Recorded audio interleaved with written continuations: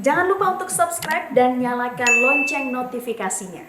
Lalu bagaimanakah antisipasi pemerintah usai menetapkan FPI sebagai organisasi terlarang?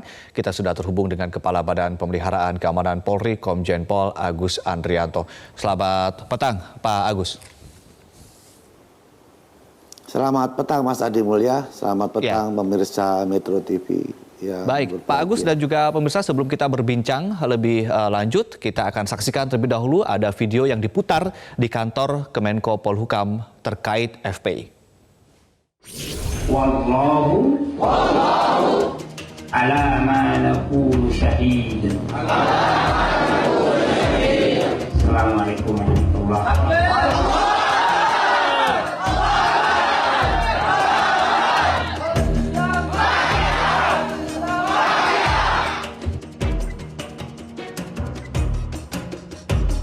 Kita tantang mereka untuk perang melawan kita. Kau pakai parang, kita pakai parang. Kau pakai bedil, kita pakai bedil. Kau pakai granat, kita pakai granat. Kau pakai amunisi, kami juga punya amunisi. Tutuh hari, tutuh malam, pecah perang di Kota Poso. Polisi lari. Ya, Pak Agus, sebagai Kabahar Kapolri, apa saja tindakan FPI yang menurut Anda mulai meresahkan akhir-akhir ini, terutama sejak kepulangan Rizik Syihab?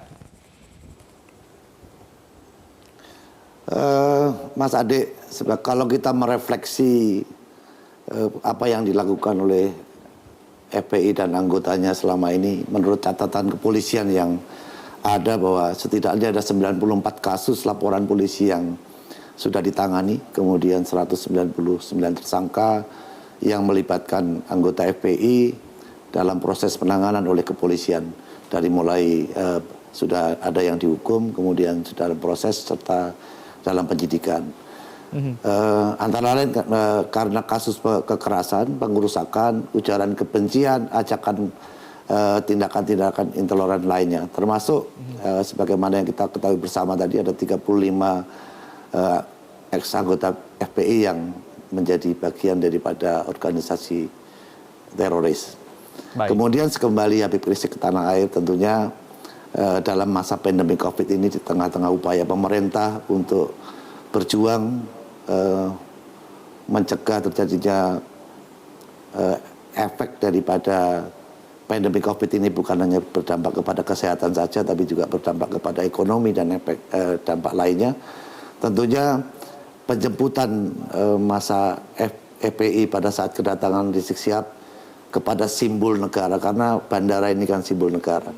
Kemudian menimbulkan kerusakan di sana, mengganggu penerbangan, jadwal penerbangan tertunda, bahkan banyak penumpang yang tidak bisa mencapai bandara, kemudian menimbulkan, karena keamanan itu kan manusia ini harus bebas dari rasa takut, bebas dari ancaman fisik maupun psikis, kemudian tidak takut menjadi korban kejahatan, merasakan damai lahir batin. Tentunya dengan kehadiran massa yang jumlah besar, tidak menutup kemungkinan akan timbul tindak pidana di dalam pengumpulan massa tersebut, sehingga ini mengganggu rasa nyaman warga masyarakat yang lain. Karena kita kan juga harus bebas menyampaikan, bebas kita berkumpul, tapi juga kita jangan sampai mengganggu hak asasi warga masyarakat yang lain. Tentunya kemudian di Petamburan dan di Megamendung, kok kayaknya sulit sekali ya, ada polisi sama TNI nggak boleh masuk. Ini kan seperti negara dalam negara, bahkan minta negosiasi dengan apa ya, kalau boleh minta pembebasan ini itu dan lain sebagainya. Menurut saya dalam kapasitas apa yang bersangkutan minta bargainingnya seperti itu dengan negara gitu kan. Artinya bahwa hal-hal semacam itu tentunya sangat tidak tepat oleh orang yang mengaku dirinya ulama, karena seorang ulama tentunya adalah hal-hal yang sifatnya ajaran-ajaran kebaikan yang perlu disampaikan kepada umatnya. Gitu kira-kira, Pak. Baik, Pak Agus, tadi kan juga sempat kita perbincangkan soal video yang diputar di Kemenko Polhukam ya. Temuan pelanggaran FPI apa saja yang kemudian ada dari video-video yang diputar tersebut, dan lalu bagaimana dengan dukungan FPI kepada ISIS merujuk kepada video yang diputar oleh Kemenko Polhukam, apakah ini bisa juga disebut menjadi bukti bahwa FPI terlibat ISIS, Pak? Kalau kita melihat video yang pertama, kita lihat screenshot daripada maklumat yang dikeluarkan oleh FPI. yang menyatakan dukungan terhadap ISIS dan Al-Qaeda. Dalam poin 5, FPI mendukung seruan dan nasihat pimpinan Al-Qaeda bahwa seluruh komponen jihad Al-Qaeda agar bersatu dan bersaudara dengan segenap mujahidin Islam di seluruh dunia, melanjutkan jihad di Syria, Irak, Palestina, dan negara-negara Islam yang tertindas. Ini kan terus kemudian video yang kedua, negara Islam, video dukungan FPI terhadap ISIS disampaikan secara langsung oleh Rizik Syihab. Video yang ketiga menyatakan bahwa anggota FPI mendukung dan menghadiri kegiatan baiat di Makassar. Kemudian video yang keempat, provokasi dari FPI yang isinya tanggapan dan reaksi Rizik Syihab terhadap konflik Ambon Poso, dan mereka mengungkapkan secara jelas bahwa mereka memiliki senjata api, mereka memiliki amunisi dan bahan peledak. Kemudian video yang kelima, latihan kekebalan di Pamekasan, Jawa Timur. Video yang keenam, dari video-video tersebut tentunya bisa kita ketahui bahwa sebenarnya mereka sudah memberikan pernyataan secara langsung dan masyarakat bisa, ini kan bukan dibuat oleh orang lain. Ini yang viral dan bisa ditemukan di media sosial sekarang ini yang ada. Tentunya ini menjadi perhatian dari kita sekalian bahwa apa yang dilakukan oleh Rizik Syihab dan FPI tentunya menjadi perhatian bagi kita sekalian untuk memutuskan bahwa pemerintah memutuskan demikian suatu hal yang sangat tepat. Baik, Pak Agus, ini juga banyak sekali masyarakat juga yang memang mungkin bisa dikatakan belum tahu begitu ya. Mungkin nanti Anda bisa mengelaborasi kesalahan-kesalahan FPI dari zaman dulu sampai saat ini, sehingga kemudian ini menjadi dasar juga untuk membubarkan atau melarang aktivitas FPI. Nanti mungkin kita akan ulas usai jeda, dan pemirsa tetaplah bersama kami, Prime Time News segera kembali. Anda kembali bersama kami di Prime Time News, dan kita kembali berbincang bersama Komjen Pol Agus Andrianto. Pak Agus, kita tidak menutup mata bahwa banyak atau ada beberapa kalangan yang mengatakan bahwa ini kriminalisasi, ada yang mengatakan bahwa ini adalah kezaliman dari rezim. Nah, untuk kemudian bisa menjawab ini semua, mungkin Anda bisa mengelaborasi kesalahan-kesalahan FPI dari zaman dulu sampai sekarang, apa saja yang kemudian menjadi dasar pelarangan ormas ini?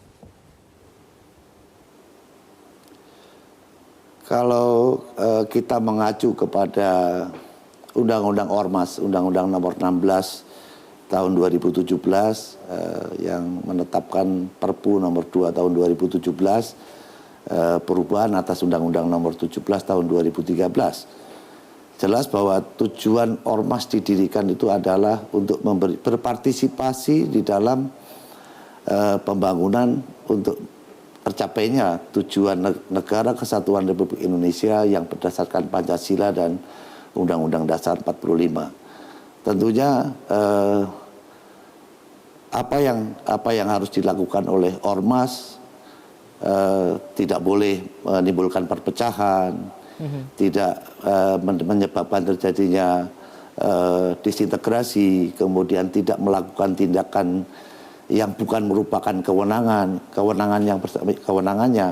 karena itu merupakan kewenangan aparat penegak hukum. Tentunya masyarakat kalau boleh fair tentunya tahulah perjalanan daripada FPI ini bagaimana. Artinya bahwa kalau kriminalisasi itu artinya kalau tidak pernah ada perbuatan, kemudian orang itu diciptakan suatu masalah sehingga menjadi pelaku kriminal, itu kriminalisasi. Tapi kalau ada perbuatan yang dilakukan, ada aturan hukum yang dilanggar, tentunya FPI harus mematuhi aturan-aturan yang menyangkut keormasan. Apa yang dilakukan selama ini tentunya saya rasa jejak digital tidak bisa dihilangkan, bisa dicari di media sosial yang ada sekarang ini. Tentunya apa yang dilakukan oleh pemerintah dengan mempertimbangkan seluruh aspek yang melibatkan seluruh kementerian lembaga sebelum memutuskan keputusan ini. Artinya bahwa kita harus sadar bahwa negara ini merupakan amanah yang diberikan oleh para pendiri bangsa kepada kita sekalian untuk sama-sama kita jaga. keraguan terhadap penegakan hukum kepada para pelaku yang seperti ini akan mengakibatkan embrio bagi perpecahan negara kesatuan ini. Baik.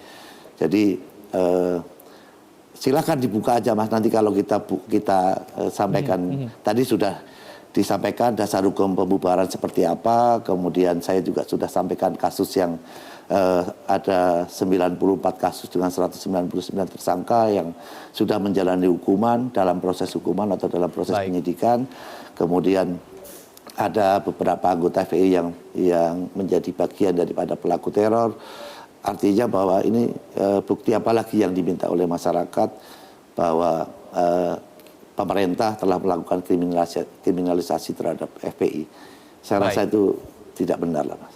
Baik, Pak Agus, soal untuk menertibkan segala macam atribut terkait dengan FPI, apakah ini efektif per hari ini atau bagaimana? Karena kami mendapatkan informasi bahwa di Petamburan beberapa atribut sudah diturunkan oleh aparat. Ini apa komentar Anda terkait ini, Pak?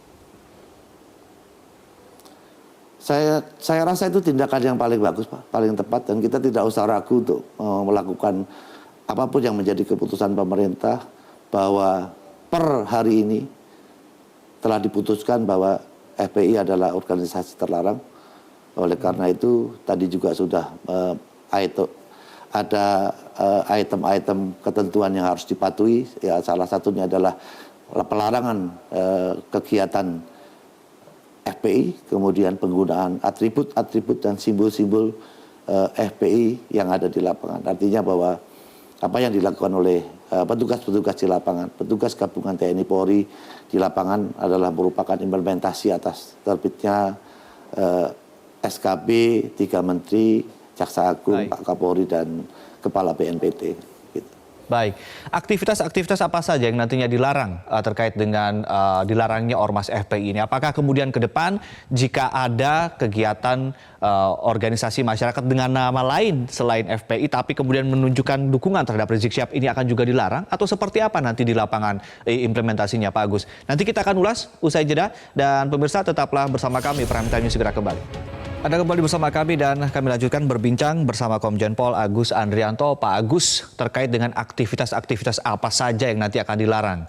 Karena kan banyak pertanyaan kalau jika aktivitas mereka tidak mengklaim dengan nama FPI tetapi aksi-aksinya mendukung dan merujuk pada arahan-arahan dari Rizik Syihab dan menyatakan dirinya sebagai pendukung Rizik Syihab, lalu kemudian juga ini implementasinya seperti apa di lapangan, Pak Agus?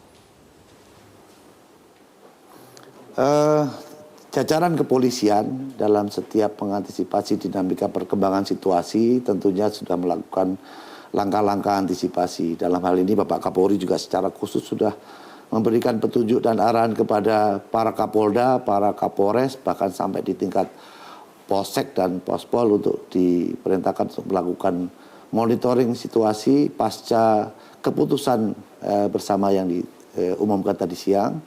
Kemudian tentunya dari pihak FPI kemungkinan akan melakukan sebagaimana apa yang disampaikan oleh Mas Ade tadi, bahwa penggunaan nama, lambang bendera atau simbol organisasi yang mempunyai persamaan pada pokoknya atau keseluruhannya dengan nama atau lambang bendera atau simbol organisasi terlarang mau apapun bentuknya akan dilakukan tindakan tegas terukur sebagaimana apa yang diarahkan oleh Bapak Kapolri kepada seluruh jajaran. Artinya bahwa apa yang menjadi keputusan sekarang ini silakan masyarakat dan kita sekalian untuk mematuhi bahwa apa yang diputuskan pemerintah tentunya sudah didasarkan atas pertimbangan-pertimbangan yang wajar, dan aparat Polri sudah mendapat arahan khusus dari Bapak Kapolri untuk berkoordinasi dengan stakeholder lainnya, dengan rekan-rekan TNI di wilayah untuk memberikan jaminan keamanan dalam mengantisipasi perkembangan situasi di wilayah. Baik, Pak Agus, artinya apapun namanya, jika memang indikasinya memang berkaitan dengan FPI atau berkaitan dengan Rizik Syihab, ketika ada masyarakat melihat aktivitas tersebut di akar rumput, mereka bisa melapor begitu ya, Pak Agus ya? Ya. Sebagaimana himbauan di dalam SKB jelas bahwa masyarakat pun diminta partisipasinya untuk melaporkan kepada aparat penegak hukum bila menemukan indikasi atau gerakan-gerakan di daerah apabila mereka melakukan reaksi atas keputusan pemerintah ini. Baik, terima kasih Kepala Badan Pemeliharaan Keamanan Polri, Komjen Pol Agus Andrianto telah bergabung bersama kami di Prime Time News.